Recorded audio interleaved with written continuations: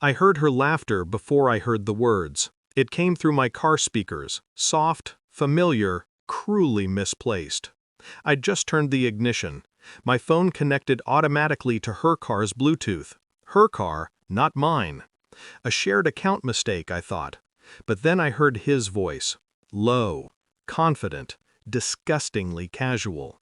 Once he signs the house over for the tax benefits, we'll have everything we need to start our new life. Without that dog. She laughed. My wife. That sound used to mean home. That day, it hollowed me out. I didn't react. I didn't scream or call.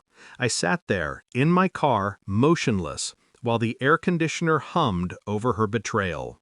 Then I drove home, kissed her on the forehead, and told her I'd had a long day. I kept being the perfect husband. We met 12 years ago. She had a habit of pretending to hate cliches while secretly loving them. Candlelight dinners, surprise notes, the word forever. I gave her all of it, and meant every bit. We built a life together, a house with her name on it too, a business she helped me start.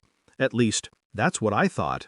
She wasn't my weakness. She was my mirror, until the reflection cracked. The first sign came 2 months before the Bluetooth call. She started taking her phone everywhere, even to the shower. She'd smile at messages, then quickly lock the screen. I told myself it was stress. I told myself I trusted her. But something in me, something primal, started taking notes. When I heard that call, the puzzle clicked. I didn't confront her. Not yet. You can't win a game you don't understand. The planning began the next morning. While she was asleep, I stood in the kitchen, staring at our mortgage file. My signature was on everything. Hers wasn't.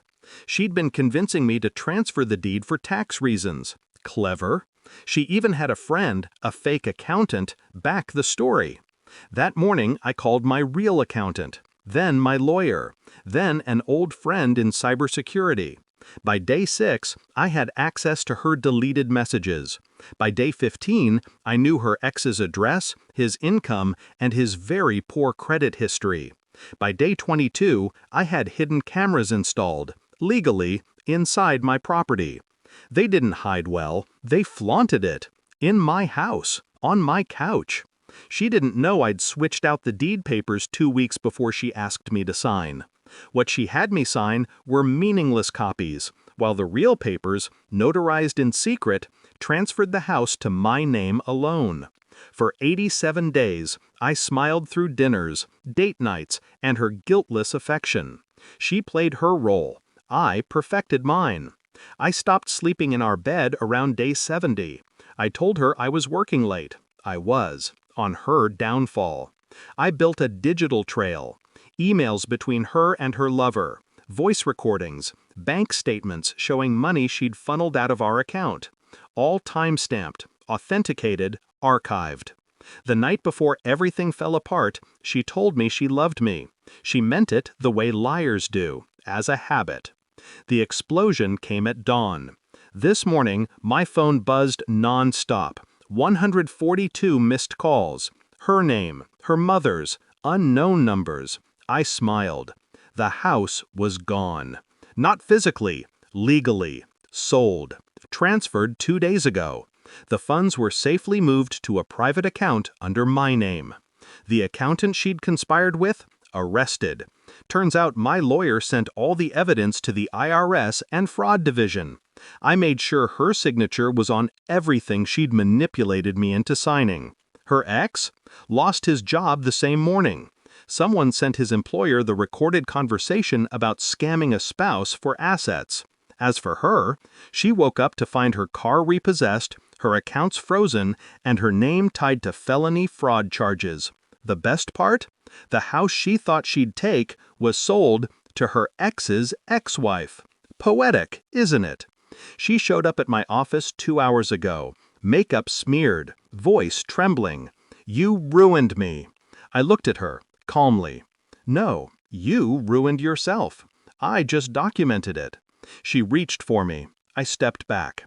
There was a time I would have caught her, held her, saved her. But love without trust is a slow kind of poison, and I'd already detoxed.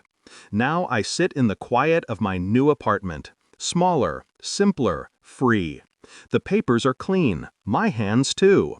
People think revenge is loud, explosive, but real revenge is quiet. It's paperwork, patience, and precision. It's smiling while they underestimate you. She thought she'd take my life apart. All she did was teach me how to rebuild it without her. 87 days. That's how long it took to turn heartbreak into strategy. And now, she's living my old nightmare, while I'm wide awake.